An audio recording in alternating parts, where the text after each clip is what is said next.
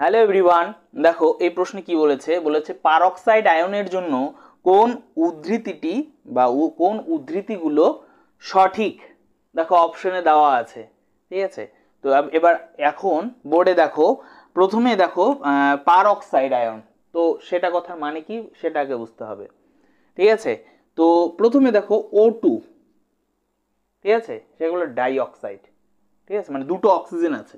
ওকে, এবার O2 যদি একটা একটা মাইনাস দেই তখন হবে হচ্ছে গিয়ে সুপার অক্সাইড।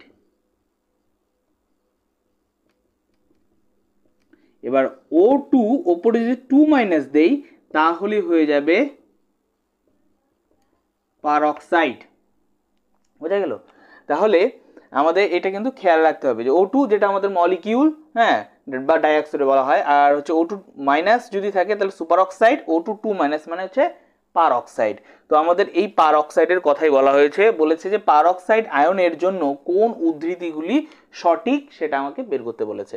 যেমন পারক্সাইড এটাকে তাহলে রাখি, বাদ বাকিগুলোকে মুছে দেবো, ঠিক আছে। তাহলে পারক্সাইড মিন হচ্ছে O2 2 মাইনাস, রাইট। ওকে, এবার এখানে প্রথমে দেখি টোটাল নাম্বার অফ ইলেকট্রন কটা আছে। ওকে, দেখো O2 2 মাইনাস, তাই তো, তার মানে দুটো অক্সিজেন তো আছেই, তাহলে দুটো অক্সিজেন, অক্সিজেনের অ্যাটমিক নাম্বার কত? অক্সিজেনের অ্যাটমিক নাম্বার কত? অক্সিজেনের অ্যাটমিক নাম্বার 8। তাহলে কটা অক্সিজেন আছে এখানে? দুটা, তাহলে 2, মানে 8 দ্বিগুণ 16। এবার দেখো উপরে 2 মাইনাস আছে, মানে হচ্ছে আরো দুটো এক্সট্রা ইলেকট্রন আছে। মাইনাস থাকার মানে কি এক্সট্রা ইলেকট্রন, তার মানে এখানে আরো দুটো এক্সট্রা ইলেকট্রন আছে। তাহলে পরে কি দাঁড়ালো?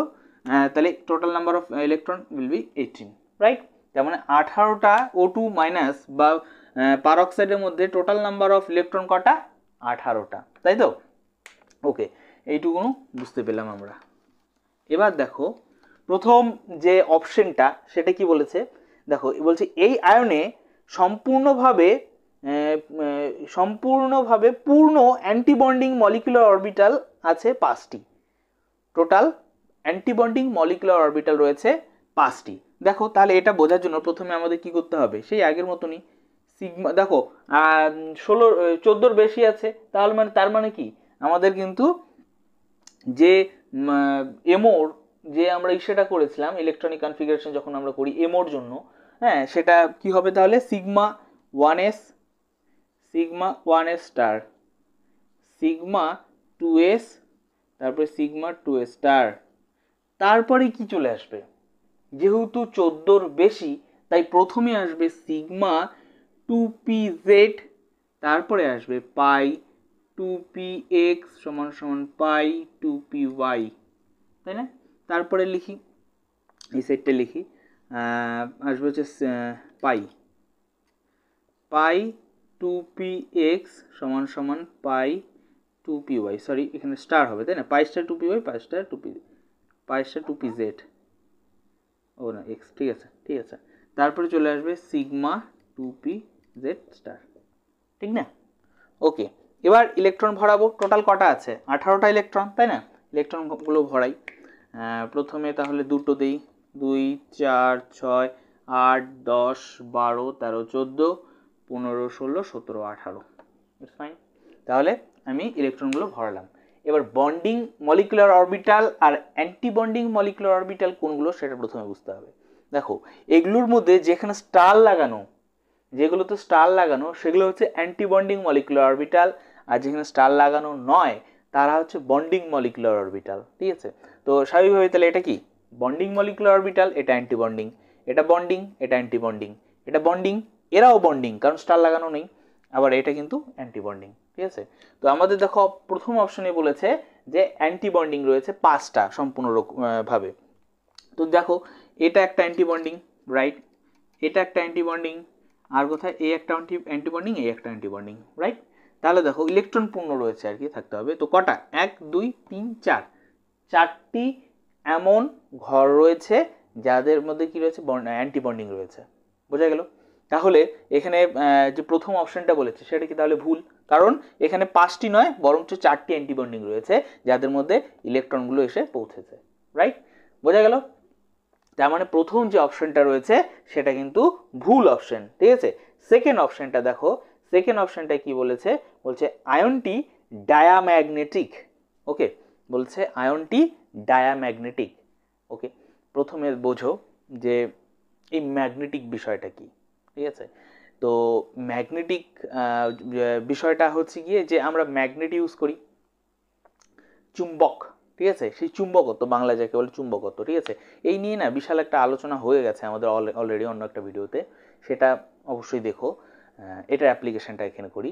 তো ম্যাগনেটিক প্রপার্টি সাধারণত দুই রকমভাবে আমরা করে থাকি, সেটা হচ্ছে ডায়াম্যাগনেটিক, একটা প্যারাম্যাগনেটিক, বা তিরস্চুম্বকীয় বা পরাচুম্বকীয়, তাই তো। তো ডায়াম্যাগনেটিক কথার মানে হচ্ছে কি তিরস্চুম্বকীয়, ঠিক আছে। এবার কোনটা তিরস্চুম্বকীয় হবে, কোনটা পরাচুম্বকীয় হবে, বা ডায়াম্যাগনেটিক কোনটা হবে বা প্যারাম্যাগনেটিক কোনটা হবে, শোনো, যখন কোনো একটি ঘরে এমোর ক্ষেত্রেই হোক আর মলিকুলার অরবিটালে হোক আর অ্যাটমিক অরবিটালে হোক, হ্যাঁ, যখন কোনো একটি ঘরে, যখন যেহেতু আমরা অ্যাটমিক নিয়ে করছি তাহলে অ্যাটমিকটাই প্রথমে বলি, কোনো একটি ঘরে একটি করে ইলেকট্রন থাকবে। যেমন এই ঘরটা দেখো কটা ইলেকট্রন, দুটা, তাই না। তো যদি একটা করে ইলেকট্রন থাকতো কোনো ঘরে, একটা যদি ইলেকট্রন থাকতো, তখন আমরা সেটাকে বলতাম প্যারাম্যাগনেটিক। একটা ঘরে একটা ইলেকট্রন যদি থাকতো কখনো, তাহলে বলতাম আমরা সেটা প্যারাম্যাগনেটিক। কিন্তু যেহেতু একটা ঘরে দুটো করে ইলেকট্রন যদি থাকে, তখন সেটাকে হলো ডায়াম্যাগনেটিক। এটার ক্ষেত্রে দেখো, এটার মধ্যে দুটো রয়েছে একটা ঘরে, হ্যাঁ, প্রত্যেকটার ক্ষেত্রে দেখো, প্রত্যেকটা ঘরের মধ্যে, যেমন এটার মধ্যেও দেখো, এই একটা ঘর যেখানে দুটো ইলেকট্রন, এই একটা ঘর যেখানে দুটো ইলেকট্রন, তার মানে এরা কিন্তু ডায়াম্যাগনেটিক। বোঝা গেল? প্যারাম্যাগনেটিক কখন হয়?